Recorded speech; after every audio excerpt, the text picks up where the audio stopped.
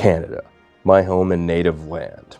World-renowned as the most polite, helpful, kind, welcoming, and generally nice country and people the world over. Unless you're at war with us. In that case, it's been a while since Geneva's had to update its checklist.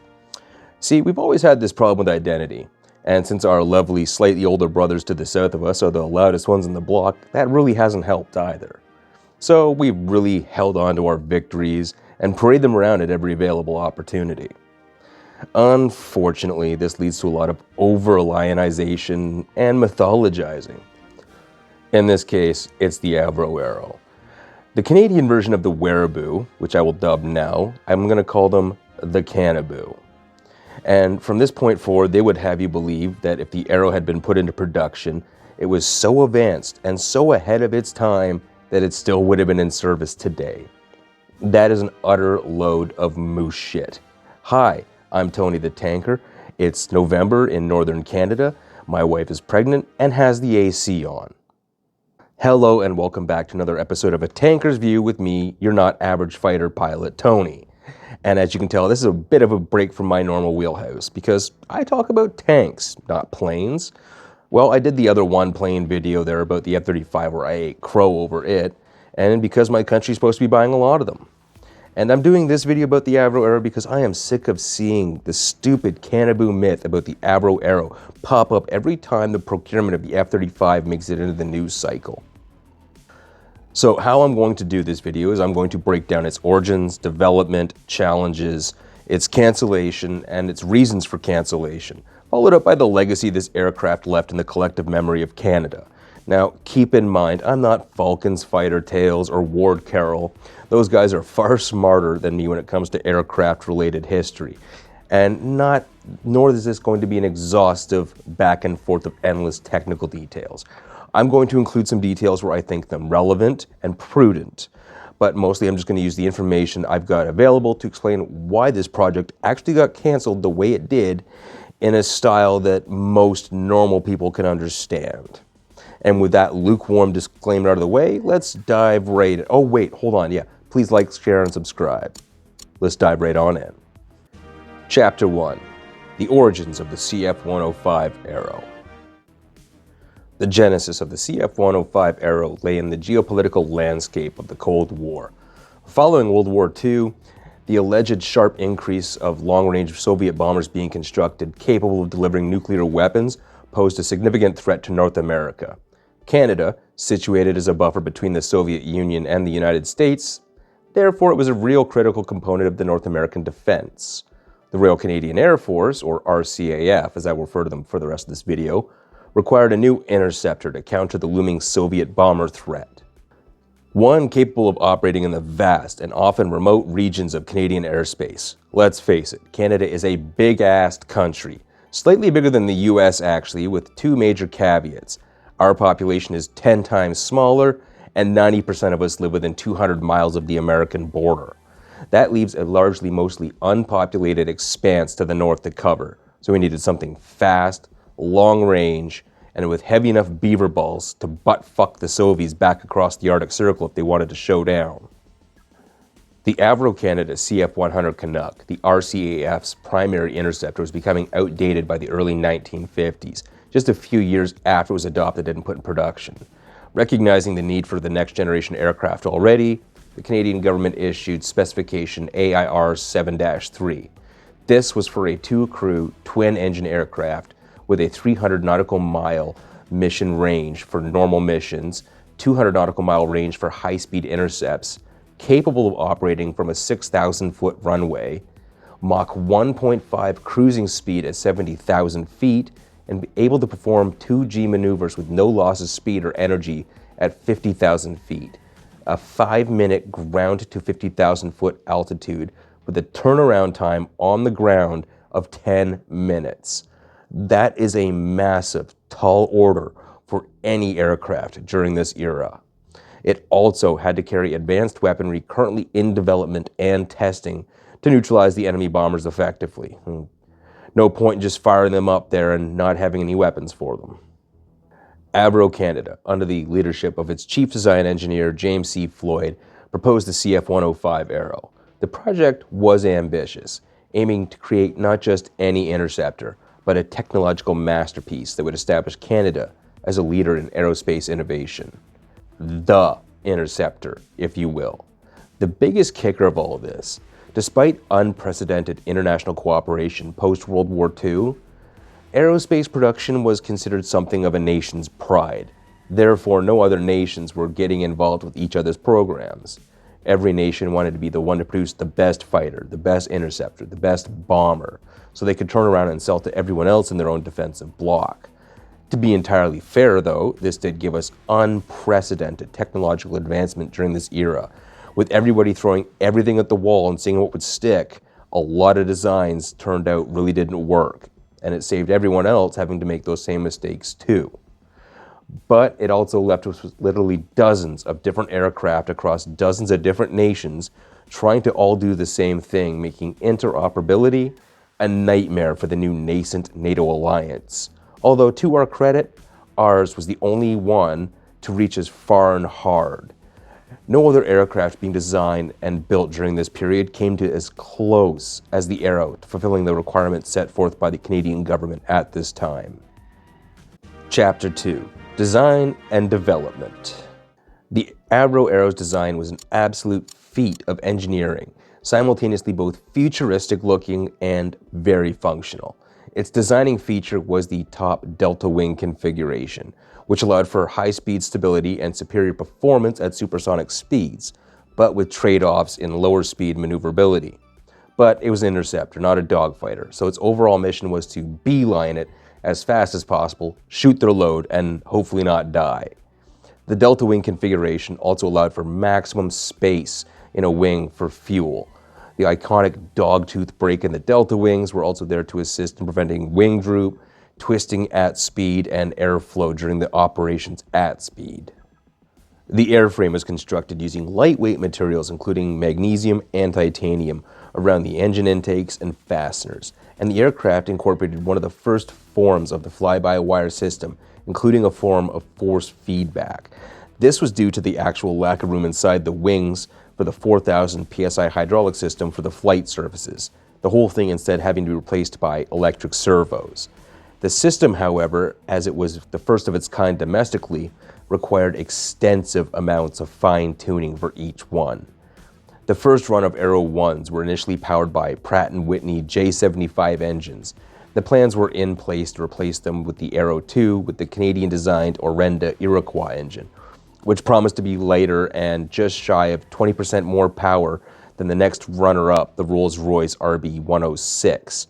However, that plan had its whole host of other issues, resulting in that project's cancellation at the same time as the Arrow. This project represented an enormous investment of national resources and talent.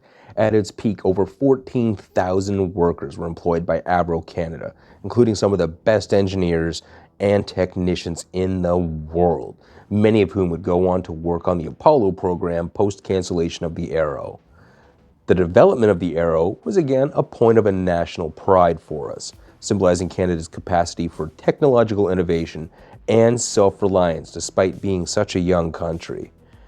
Also, it was one of the very few aircraft to skip the prototype hand tooling phase during development. The whole aircraft, assembly lines, and attendant industries were all constructed simultaneously, which was a massive risk as it deviated from the traditional development of new aircraft. The first Arrow prototype, Romeo Lima 201, was rolled out on October 4th, 1957. Coincidentally, the same day the Soviets launched Sputnik, the first artificial satellite. This really underscored the urgency of technological advancement during the Cold War, especially when your opponent isn't limited by things like worker safety or those pesky human rights. The Arrow made its maiden flight on March 25, 1958, piloted by Janusz Zurkowski.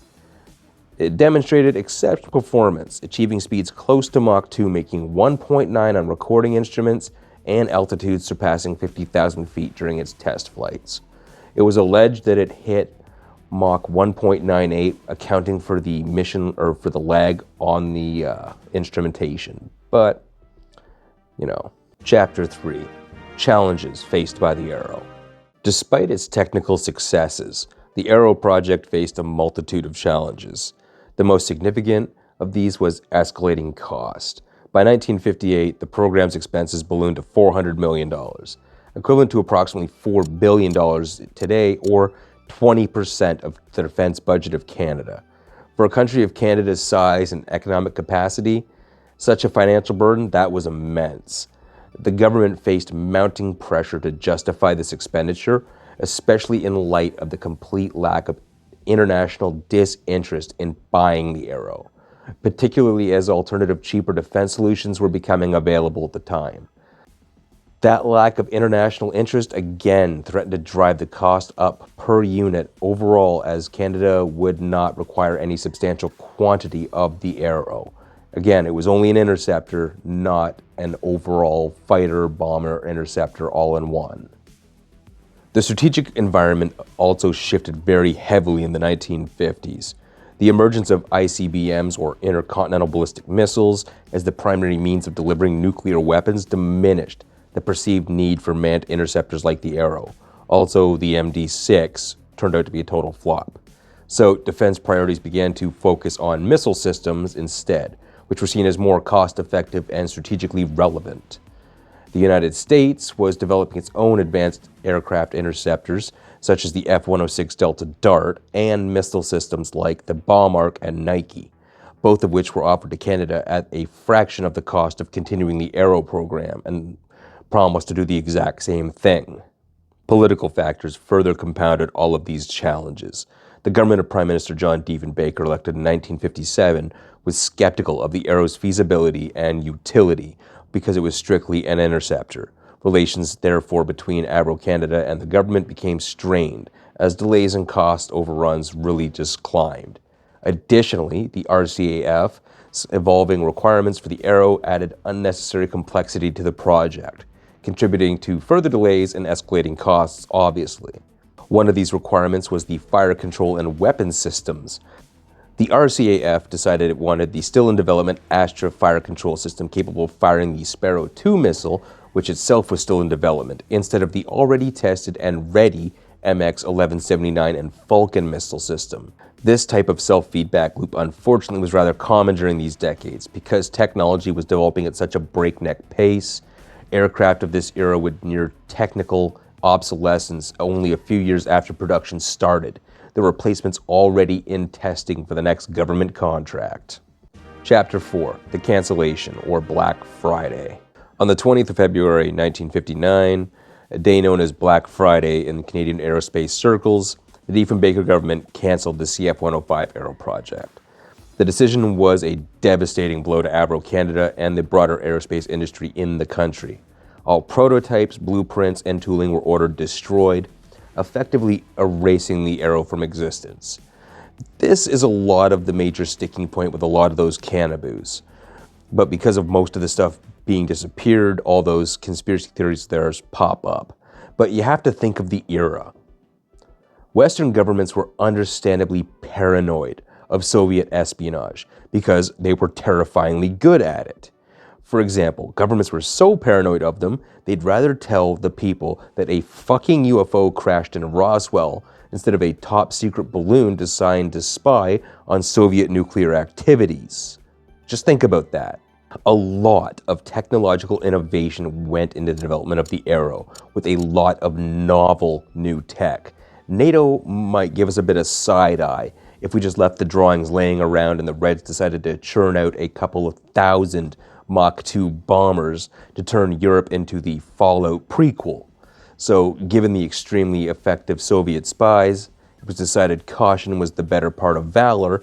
It was wise to destroy everything pretty much related to the project. That way, it would require the Reds to invest at least as much manpower, treasure, and time to come up with something similar. That cancellation also had far-reaching consequences for the workers. Over 14,000 of them, of course, were laid off. And the company, once a beacon of Canadian innovation, was effectively destroyed and dismantled. I cannot stress the amount of mental capital this was. Many of the engineers and technicians involved in the Arrow project emigrated to the United States and Europe, where they contributed to the other groundbreaking aerospace initiatives of the era, including NASA's Apollo program. That's right, fat electrician. You needed Canada to get your ass to the moon. Oh yeah, and they went on to develop the Concorde supersonic jet project, so go France or something like that. The reason for the Arrow's cancellation remains a subject of intense debate even today, with proponents of the decision arguing the costs were unsustainable and the strategic environment didn't justify it anymore, and the critics contending that the cancellation reflected a complete lack of vision and faith in Canada's aerospace and technological prowess, and their potential to lead the aerospace innovation field.